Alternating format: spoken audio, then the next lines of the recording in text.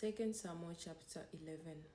In the spring, at the time when kings go off to war, David sent Joab out with the king's men and the whole Israelite army.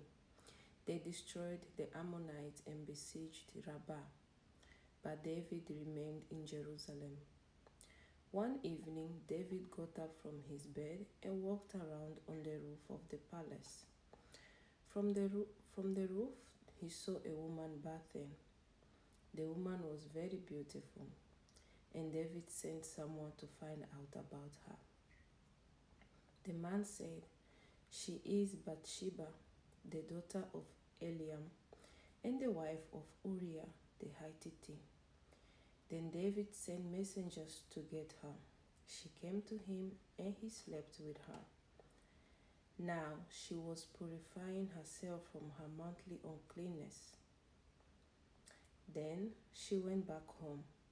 The woman conceived and sent word to David, saying, "I am pregnant." So David sent this word to Joab, "Send me Uriah the Hittite." And Joab sent him to David. When Uriah came to him, David asked him how Joab was, how the soldiers were, and how the war was going. Then David said to Uriah, "Go down to your house and wash your feet." So Uriah left the palace, and the gift from the king was sent after him. But Uriah slept at the entrance to the palace with all his master's servants and did not go down to his house. David was told Uriah did not go home. So he asked Uriah, "Haven't you just come from a military campaign? Why didn't you go home?" Uriah said to David, "The ark and Israel and Judah are staying in tents, and my commander Joab and my Lord's men are camped in the open country. How could I go to my house to eat and drink and make love to my wife? As surely as you live, I will not do such a thing." Then David said to him, Stay here one more day, and tomorrow I will send you back." So Uriah remained in Jerusalem that day and the next.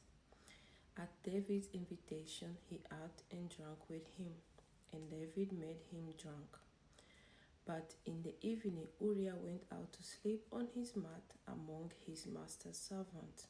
He did not go home. In the morning, David wrote a letter to Joab and sent it with Uriah.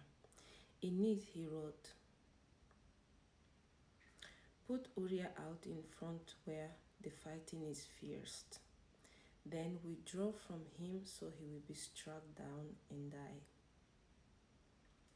So while Joab had the city under siege, he put Uriah at the place where he knew the strongest defenders were.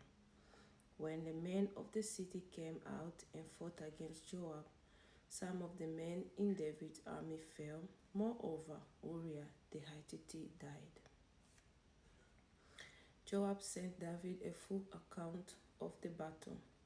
He instructed the messenger, "When you have finished giving the king this account of the battle, the king's anger may flare up and he may ask you, 'Why did you get so close to the city to fight? Didn't you know they will shoot arrows from the wall? Who killed Abimelech, son of Jerubbaal? Didn't a woman drop an upper milestone on him from the wall so that he died in Thebes? Why did you get so close to the wall?' If he asks you this, then say to him, 'Moreover, your servant Uriah the Hittite is dead.'" The messenger set out, and when he arrived, he told David everything Joab had sent him to say. The messenger said to David, "The men overpowered us and came out against us in open, but we drove them back to the entrance of the city gate. Then the archers shot arrows at your servant from the wall, and some of the king's men died. Moreover, your servant Uriah the Hittite is dead."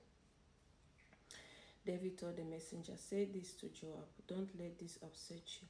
The sword devours one as well as another.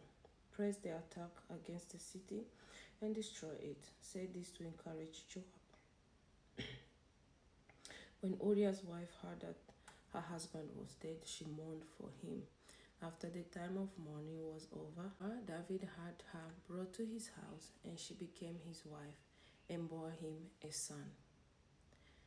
But the thing David had done displeased the Lord.